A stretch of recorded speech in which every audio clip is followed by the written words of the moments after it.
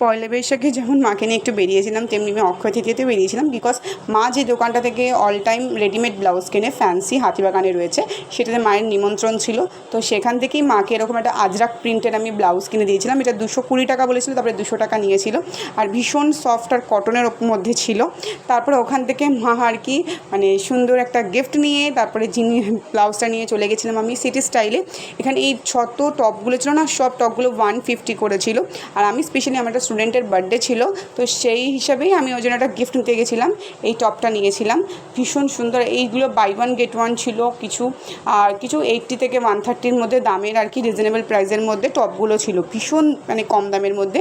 R by one get ওয়ানের ছিল এই শার্টগুলো ছেলেদের, যেগুলো 400 টাকা দাম ছিল, একটার সাথে একটা ফ্রি, ভীষণ রিজনেবল প্রাইসে সিটি স্টাইলে বিক্রি। আমি বলবো যারা এখনও যাওনি তারা গিয়ে দেখে আসতে পারো, হাতিবাগানে আছে। আর লাস্টে মায়ের জন্য এই টিপের পাতাটা নিয়ে বাড়ি চলে এসেছিলাম।